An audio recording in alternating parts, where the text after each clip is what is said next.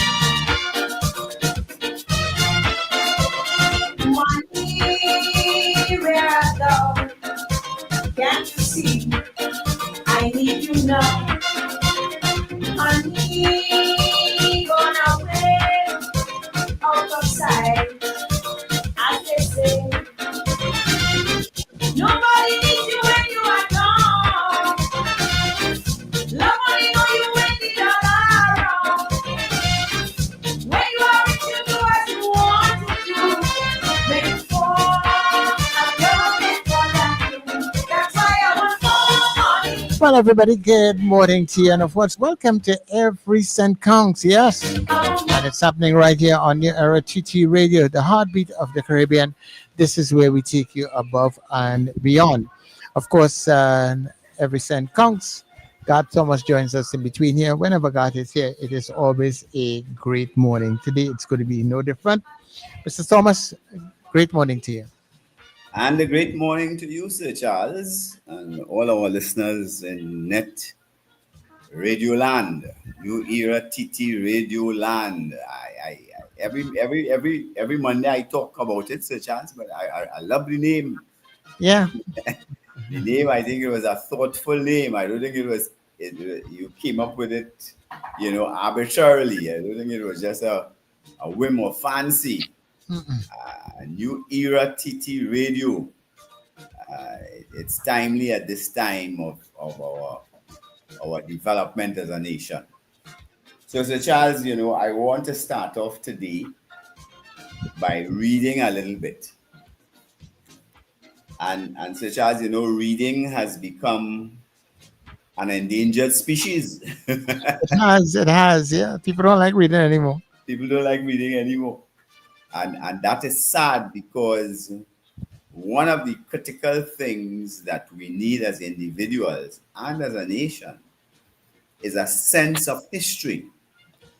And Sir Charles, that in itself is a bit of a controversial issue because we live in an age where we are a wider recognition. I think the recognition was always there, but I think there are more people now who have recognized that what we have learned as history is not true history. That is really it is more the conqueror's version of the story. Yes, tainted and twisted history. Yes, all right. And that is a whole area that needs examination because there are assumptions that we make about life and about who and where we are as a nation that is tainted, and I use the word tainted advisedly. It is, maybe I should use a stronger word like polluted by the cockeyed versions of the past that we have embraced as history and that tragically are still taught in our schools. Now, Sir Charles, I have a real power that I started to look at the whole concept of how they call it again, conspiracy theories. Mm-hmm. And I came to a conclusion that there's a great basis for identifying conspiracy theories, but I don't want to go down that road today.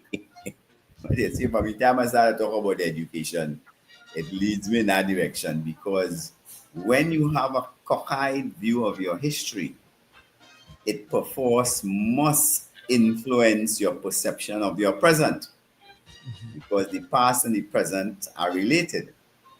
And when that relationship is skewed in one particular direction, it pushes you in another direction relative to the decisions you make moving into the future.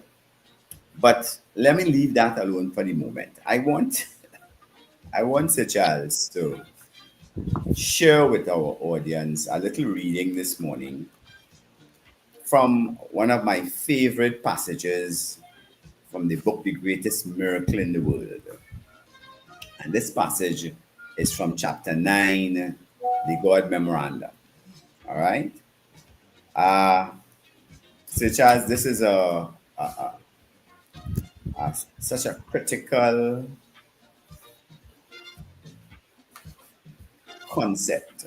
It is such a critical element in terms of shaping our minds and developing a certain consciousness. You see, Sir Charles, let me talk about that consciousness for a little bit. Sir Charles, the average human being thinks over or has over between 12 to 60,000 thoughts per day. Okay? Between 12 and 60, that is 60 thoughts per day. That's what we think. That's what occurs in our minds. Now, the psychologists say that we dominate on our dominant thought. So the issue becomes, what is your dominant thought? Because your dominant thought will determine your behavior. 90%, 90 to 95% of our actions on any given day spring from a subconscious or unconscious source. So when you want to change behavior, such as, then you have to work at changing that subconscious base, which we tend to call our mindsets. Yes? So if you do not engage, if you do not proactively and sustainably engage in activities that will influence the way that you think, your mental attitudes, yes, your mindsets. And I like the word mindset, because it speaks very clearly. When I always think, when I think mindset, I think about concrete setting. Yeah. Concrete set. It's set. It's if you're going to alter the form of something that is set in concrete, you're going to have to use a sledgehammer, Yeah. some form of explosive, to really redefine how that is set. And I use that analogy because I'm not too sure. I hear people loosely use the term mindset. But the mindset is a powerful thing, because the mindset is what drives your behavior on a day-to-day basis. So here we are, heading, we're almost there, Sir Charles. And I know we're not on next week, Monday. So I have to take the opportunity today to talk about our 63rd anniversary of independence. And what are our mindsets relative to our independent status? And I see in the program just before every cent counts that there was some discussion relative to our relationships with other countries. And I'm going to come to that, Sir Charles, because I think you would recall I said that an anniversary, I think I said it last week and maybe week before, that an anniversary is a time for reflection and for projection. And whilst it has been deemed necessary for us not to have our independence, our normal Independence Day celebration in the savannah with the march past and so on, and there have been a variety of views expressed relative to that. Of greater concern to me is the extent or lack thereof of the promotion of our history relative to becoming independent. Yeah? And I'm going to deal with that in some measure on the show. But before I get into that, I was talking about the God memorandum, all right? And I wanted to share something from the God memorandum. Seems as if I've lost my way here on it. Give me a second there. Chapter 6. Okay, yeah, okay, I got it now. Yeah. I'm going to read from the God memorandum, and as you know, as I may have said on the show on other times, the God memorandum, Ogmandino, the author of the book, The Greatest Miracle in the World, in the God memorandum, he articulates 5 laws for success, for personal development and success. And the first law is count your blessings. And I want to read from Count Your Blessings because I think it is appropriate, Sir Charles, at this time as we celebrate our 63rd anniversary of independence, that we count our blessings. It is so easy, Sir Charles, to identify and highlight all the things that not right in Trinidad and Tobago today. It ain't hard to do that. You could jump on that very easy, and people jump on it all the time and promote those negative elements of our status as an independent nation.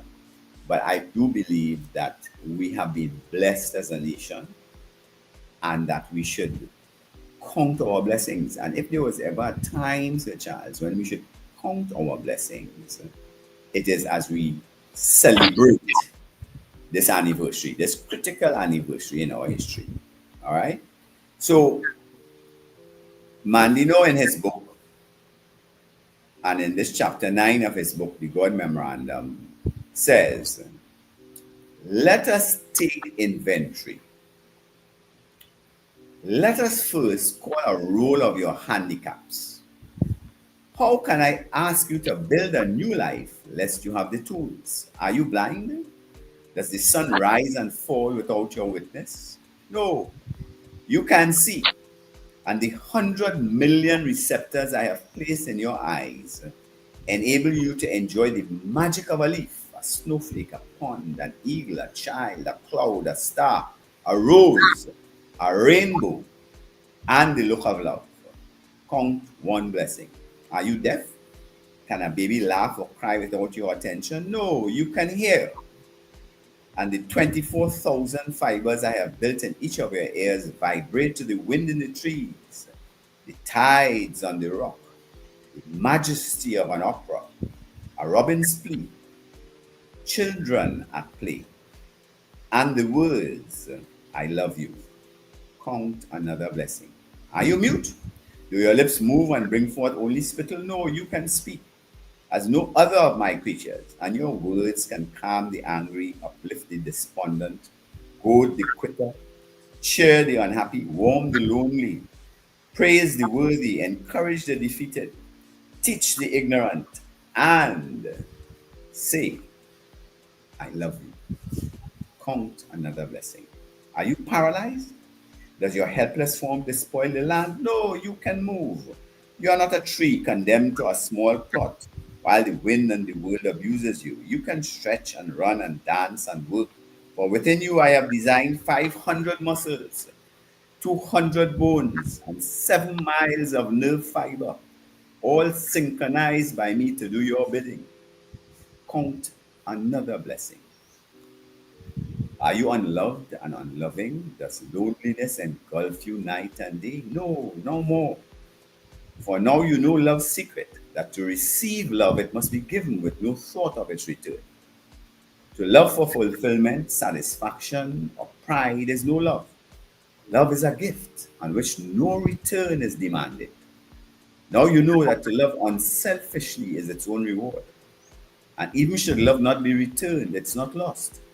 For love not reciprocated will flow back to you and soften and purify your heart.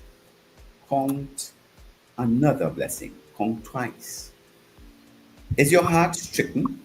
Does it leak and strain to maintain your life? No.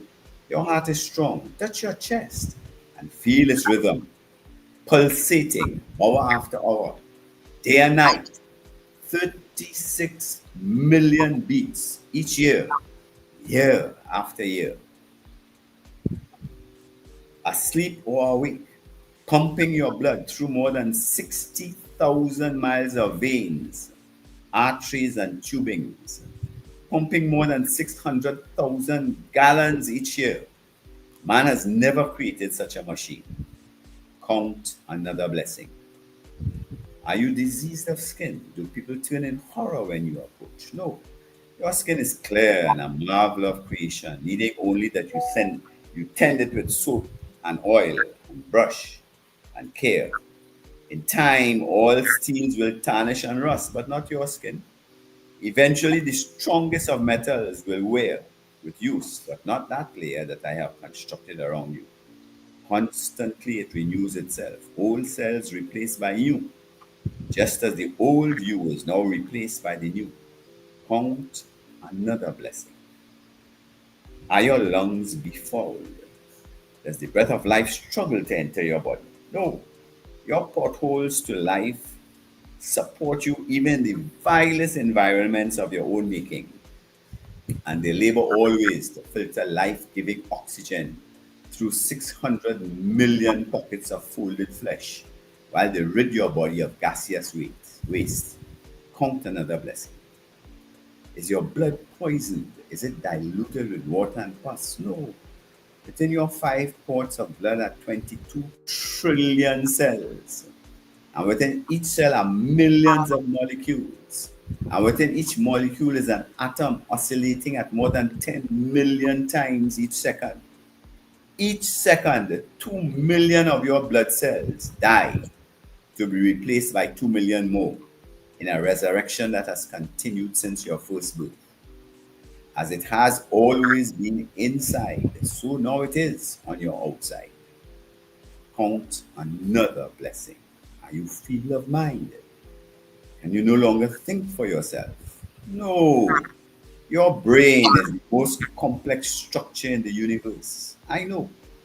Within its 3 pounds are 13 billion nerve cells. More than 3 times as many cells as there are people on your earth. To help you file away every perception, every sound, every taste, every smell, every action you have experienced since the day of your birth, I have implanted within your cells more than 1,000 billion protein molecules. Every incident in your life is there, waiting only your recall. And to assist your brain in the control of your body, I have dispersed throughout your form 4 million pain sensitive structures, 500,000 touch detectors, and more than 200,000 temperature detectors. No nation's gold is protected better than you. None of your ancient wonders are greater than you. You are my finest creation. Within you is enough atomic energy to destroy any of the world's great cities and rebuild it. Are you poor? Is there no gold or silver in your purse? No, you are rich. Together we have just counted your wealth. Study the list, count them again. Tally your assets. Why have you betrayed yourself? Why have you cried that all the blessings of humanity were removed from you? Why did you deceive yourself that you are powerless to change your life? Are you without talent, senses, abilities, pleasures, instincts, sensations, and pride? Are you without hope? Why do you cringe in the shadows, a giant defeated, awaiting only sympathetic transport into the welcome void and dampness of hell? You have so much. Your blessings overflow your cup, and you have been unmindful of them, like a child spoiled in luxury, since I have bestowed them upon you with generosity and regularity. Answer me. Answer yourself. What rich man, old and sick, feeble and helpless, would not exchange all the gold in his vault for the blessings you have treated so lightly? Know then the first secret to happiness and success, that you possess, even now, every blessing necessary to achieve great glory. They are your treasure, your tools with which to build starting today, the foundation for a new and better life. Therefore, I say unto you, count your blessings and know that you already are my greatest creation.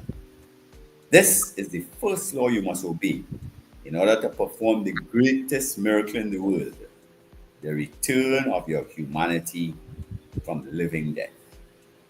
And be grateful for your lessons learned in poverty, for he is not poor who has little, only he that desires much. And true security lies not in the things one has, but in the things one can do without. Where are the handicaps that produced your failure? They existed only in your mind. Count your blessings. So, Sir Charles, that is my gift to the nation for our 63rd anniversary. Sir Charles, I have had discussions with various people, and one very good friend of mine who was an ambassador for the country laments the level of self-contempt that our people tend to demonstrate. And it is a very inhibiting mindset, because it is a mindset. And it's a mindset that needs to be changed. And this, as simple as this book is, it advocates a strategy for developing a different mindset, for developing a mindset where we recognize the tremendous value that each of us possesses. All right? And that we don't just recognize it intellectually, because when you talk to people and they say, you have great value, you have all kinds of talents and skills and expertise and so on, people will hardly say no to that. But to give it intellectual assent without it becoming a mindset, a dominant thought that pervades your daily activity, that's a different thing entirely. And this book, one of the things I like about this book is that it has a formula, a strategy that anybody can engage. It takes some work, Sir Charles. I mean, say that. It takes some work. It takes something that I'm going to talk about a little more just now. The D word. You know what's the D word, Sir Charles? Discipline. Discipline. Yes.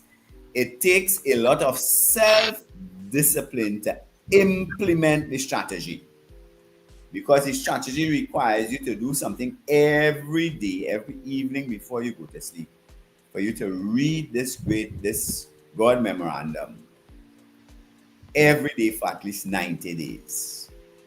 All right? 100 days might be better.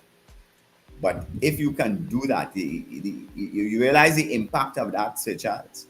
That if you do it every day, consistently, for 3 months, that a new mindset is being shaped.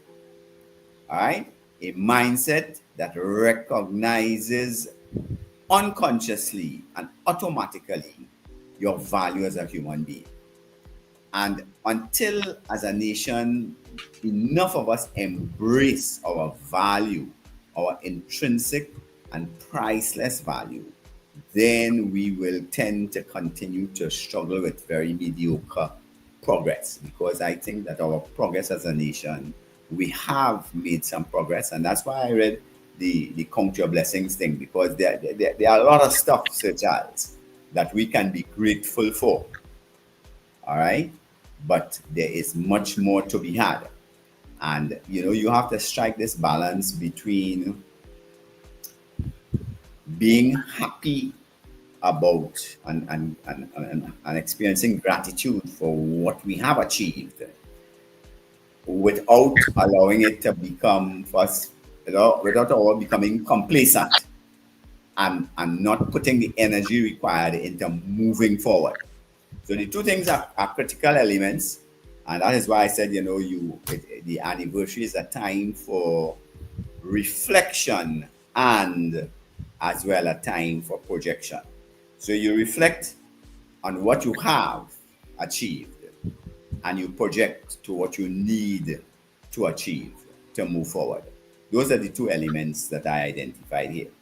But I thought, Sir Charles, it would be appropriate as we celebrate this our 63rd anniversary as an independent nation to reflect on the speech given by our first Prime Minister on the first anniversary of upon our becoming, I don't know if you call that the first anniversary, but upon our becoming an independent nation. I don't know, sir. I'm reading it. I'm going to read it because I am not too sure. I mean, I was alive when in 1962, when we became an independent nation. But there's a whole generation, 1962, 63 years ago, such as there are a lot of outside here in our nation who do not know about that, or they know very, very superficially that we became independent in 1962. And I think that this, I lost the thing that I Yeah, when I research it, I wonder how many people would, as you're talking about it now, would think about. I wonder why it is that Dr. Rick said on that day, boy. well, That's why I'm asking myself right now. Well, I don't know, but and I am sure I'm not the only one. Well, I remember what you just said. You said on that day. Well, I'm going to present it to the nation now as soon as I put it back up here. All right, okay, here it is. Fellow citizens, this was Eric Williams' Independence Day address in 1962. Fellow citizens, it is a great honor to me to address this morning the citizens of the independent nation of Trinidad and Tobago as their first Prime Minister. Your national flag has been hoisted to the strains of your national anthem against the background of your national coat of arms and amidst the beauty of your national flower. Your parliament has been inaugurated by Her Royal Highness, the Princess Royal, the representative of Her Majesty the Queen. You have your own Governor General and your own Chief Justice, both appointed on the advice of your own Prime Minister. You have your own National Guard, however small. You are now a member of the Commonwealth family in your own right, equal in status to any other of its members. You hope soon to be a member of the world family of nations, playing your part, however insignificant, in world affairs. You are on your own in a big world, in which you are one of many nations, some small, some medium-sized, some large. You are nobody's boss, and nobody is your boss. What use will you make of your independence? What will you transmit to your children 5 years from today? Other countries cease to exist in that period of time. Some in much less time. Some in much less time have become totally disorganized, a prey to anarchy and civil war.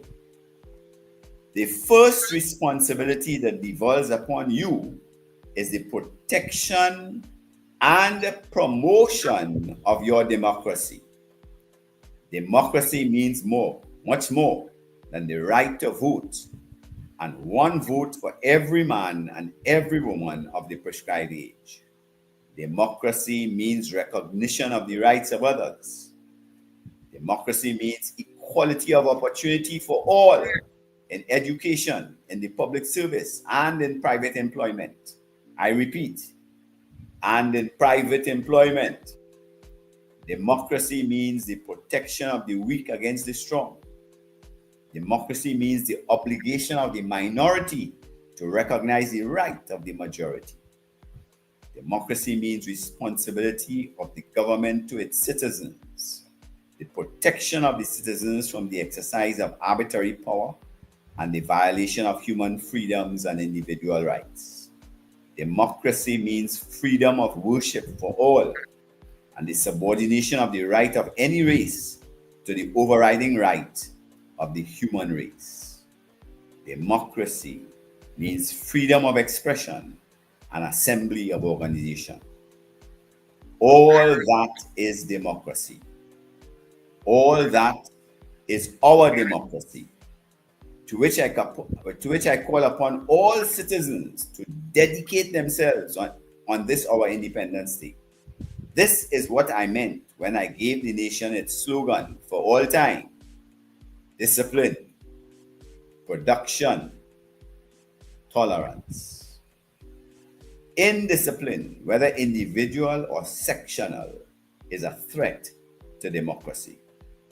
Slacking on the job jeopardizes the national income, inflates costs, and merely sets a bad example.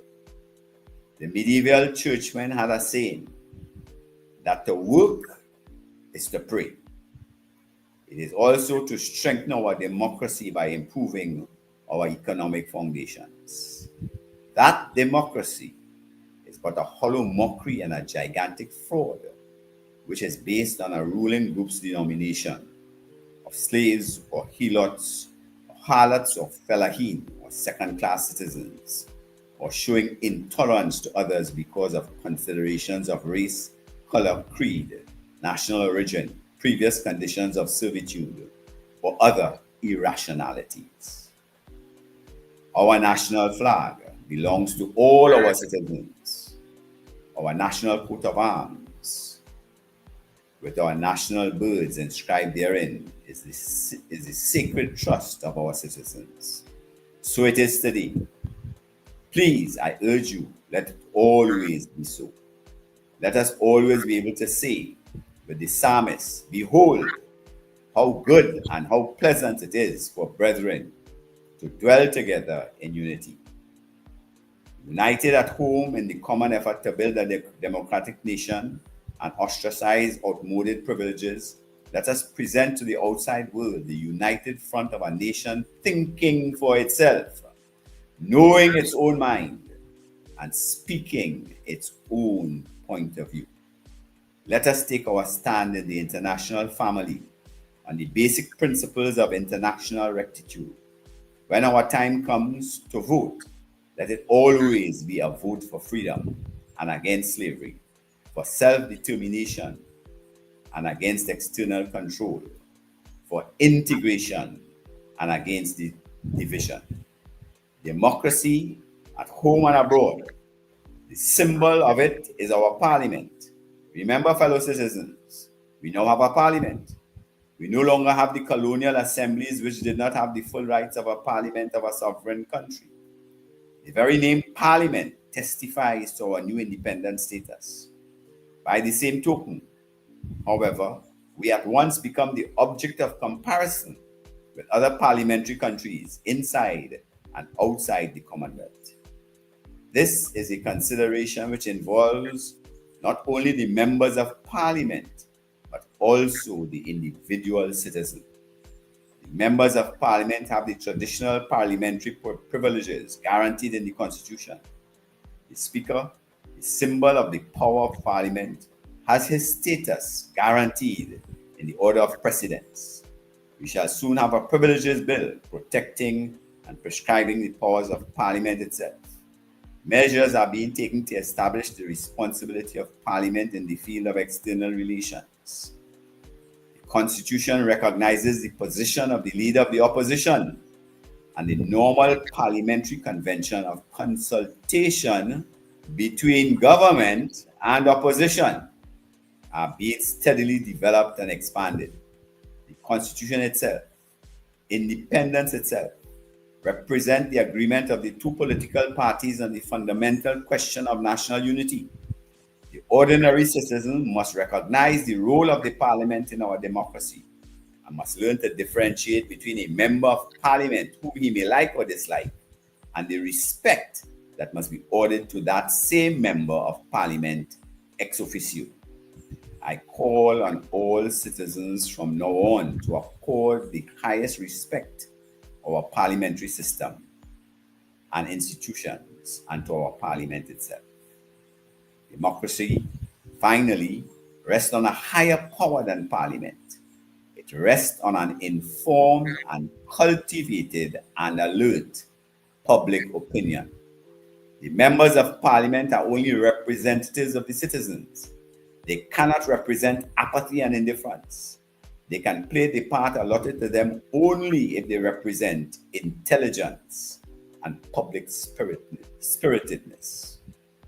Nothing has so demonstrated in the past 6 years the capacity of the people of Trinidad and Tobago than their remarkable interest in the public affairs.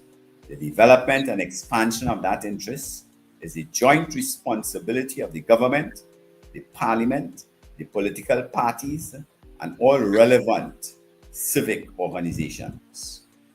Those fellow citizens are the thoughts which on my first day as Prime Minister, I wish to express to you on Independence Day.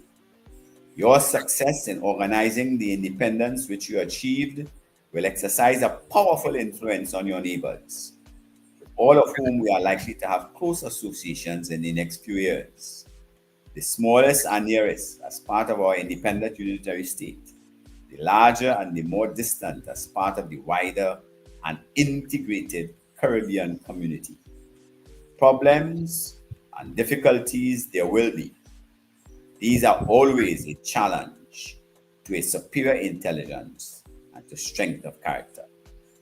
Whatever the challenge that faces you, from whatever quarter, place always first that national interest and the national cause. The strength of the nation depends on the strength of its citizens. Our national anthem invokes God's blessing on our nation in response to those thousands of citizens of all faiths who demanded God's protection in our Constitution.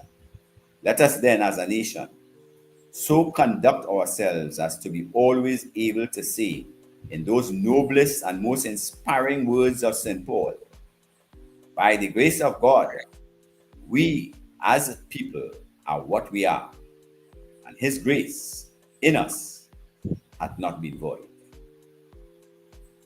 As it says, Charles. Yeah. That's it.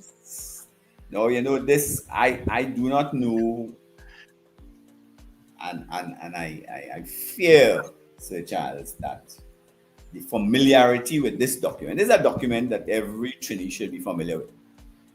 Obviously, it is historical because it speaks of a time and it speaks about expectations. It speaks about experience and expectations. You see, Sir Charles, how I come back to the whole reflection and projection, because one thing for sure, because I'm listening to it, and there are some parts that I'm listening to, and you know, sometimes you look at the relevance between yesterday and today. We've been 60 something years. Yes, and it says to me very plainly that Dr. Eric Williams had known the citizens and what they are capable of in this country. That is for sure. He knew them well. He knew yeah. So he was actually encouraging them to change their way, you know. Absolutely. And that's why, such as I'm saying, you know, that the speech is there. Anybody can go online and find the speech and read it. And there are videos of, I was tempted to just play his speech for people to hear his voice. Because, you know, he has that gravelly, that very unique voice, which, you know, back in the day, you know, if the word was out that he was going to give a speech at some function or on radio or whatever, people used to want to hear what the doc have to say. All right. But I think that we are not doing a good enough job to equip this new generation and a couple generations past, because, you know, it's 63 years. So I think if a generation is 30 years, they say, then we are two generations ahead of well, not ahead, but since it's 2 generations since we achieved our independence. So there is at least one generation here who are not familiar with Dr. Eric Williams and who are not familiar with the circumstances that led to our independence, and who are not familiar with the expectations that were articulated, all right, relative to how we move forward with this independence. But I think that his call to all citizens remain as valid today as it was before, for us to understand that we have the responsibility to protect our democracy and to promote it.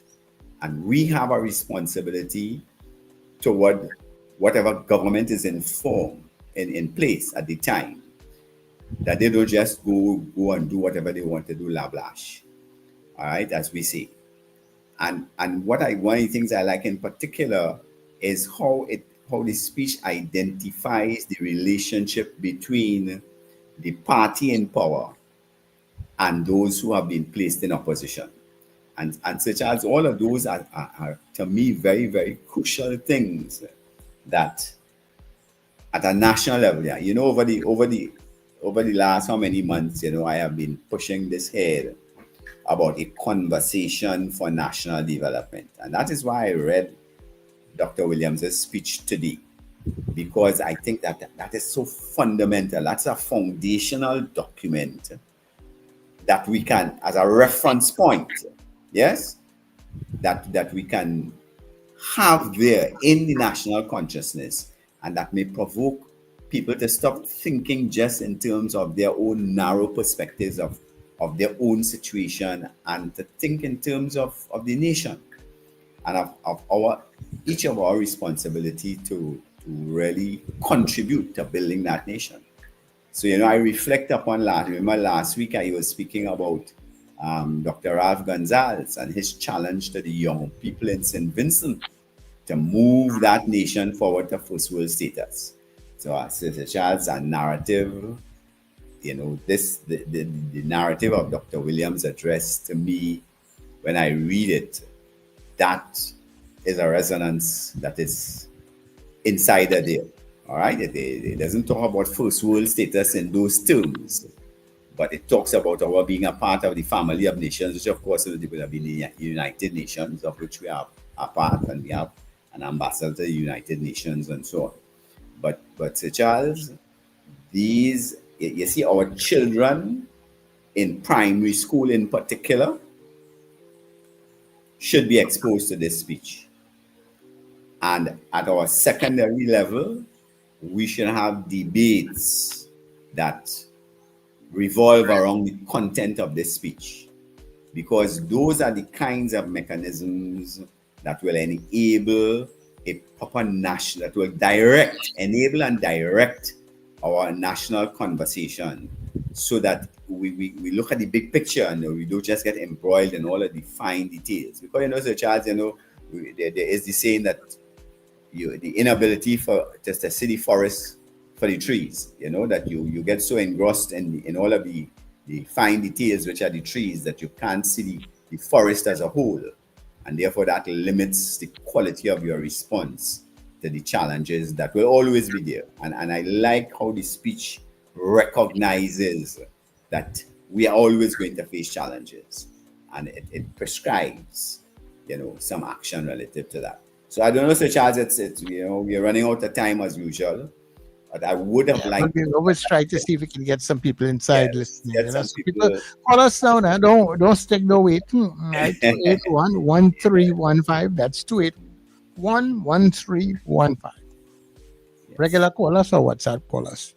Yes. Let's get some response to our Independence Day address by our first Prime Minister, the Right Honorable Dr. Eric Eustace Williams. Yeah. So while we wait and, you know, to see if any calls will come through, because we give you a couple of seconds to see what's happening. Yeah. All right, no problem. But I really want to. There's so much in this speech, Sir Charles. I'm looking for a little portion here that struck me in particular. What use will you make of your independence? That's a very powerful question there, Of you know. course. Of course. What use will you make of your independence? What will you transmit to your children 5 years from today? All right. And then he talks about the first responsibility that devolves upon you is the protection and promotion of your democracy. And then he goes into a very long description, a very comprehensive description of what democracy means, and by extension, what it doesn't mean. All right. And he calls on his citizens, he says, all that is democracy. All that is your democracy, to which I call upon all citizens to dedicate themselves on this our Independence Day. And then he takes that opportunity to promote the national slogan for all time. I like how we say that. We say, this is what I meant when I gave the nation its slogan for all time. Discipline, production, tolerance. And I like how he identifies that indiscipline, whether individual or sectional, is a threat to democracy. All right. Slacking on the job jeopardizes the national income and inflates costs. And sets a bad example. Yeah, tell he knew exactly who you're talking to. Is that section of the speech that I took out? You know, it was a well structured speech, and it tells you that our first prime minister knew his nation. All right, he knew what we were up against, and he put out the cautions there as guidelines. And Sir Charles, you know, I have said it before, I will say it again. We need to make our watchwords words that we will watch continually, constantly, and continuously. But those words are not sufficiently promoted in the national consciousness, in my view. And notice what the first word is, Sir Charles? Discipline. Discipline, boy. Discipline. And Sir Charles, you know, the highest form of discipline is self-discipline. Self-discipline. Yeah, self. It is self-discipline. And we need a nation of self-disciplined people.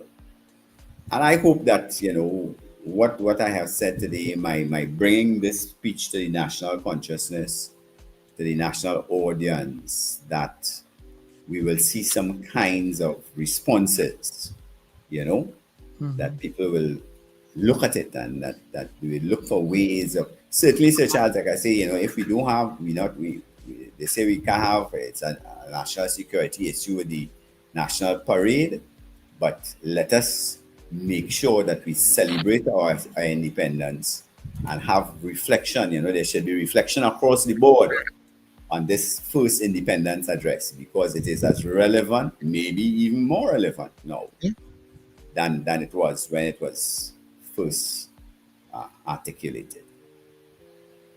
Well, that's where we're going to leave it, Garth. We didn't get the calls that we were looking for, but Yeah. I'm sure people are listening, so they would have gotten the message. So I think we'll leave it there for this morning. All right, man. Well, I'll let Let you wish. get in contact with you before you go now. Huh? Well, let people know how to get in contact with you.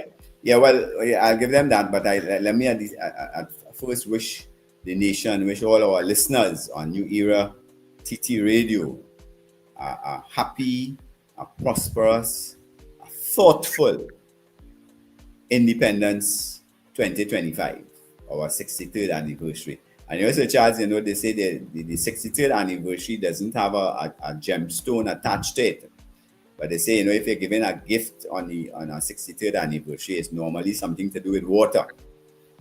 And it made me think that, you know, very often I have heard, and you know, it is contained in Eric Williams' speech here about how soon he expected some kind of well, he didn't say the words CARICOM, but there were words that spoke about our Caribbean neighbors and our relationship with our Caribbean neighbors. So, you know, at that time, the whole idea of the federation was in the air. There was no CARICOM as yet. It was the whole idea of a West Indian federation. Yes. All right. But I'm saying, you know, very often when you hear, I have heard political leaders throughout the Caribbean refer to the West Indies as a chain of islands separated by water. And that is an unfortunate comment, Sir Charles, because once we perceive ourselves as being separated, the possibility of any kind of a unity and any kind of a federation or Caribbean community, whatever you want to call it, remains very distant because our basic mindset is that we are separated. Yeah. And that is so sad because water is a powerful symbol, Sir Charles, of life and vitality and connection. So we need to see ourselves as being connected or linked by water rather than separated by water. And I throw that out there as my 5 cents or 3 cents or 2 cents, whatever you prefer. No problem. Right, relative to thing. But my people can contact me on WhatsApp at 680-3185. 680-3185. Send me a WhatsApp message, your name, an email address, and we can have a conversation. Look forward to hearing from you. Excellent. Have a great day and have a couple of weeks and we'll talk again. Yes. Okay. People, this has been Every Cent Counts right here on New Era TT Radio.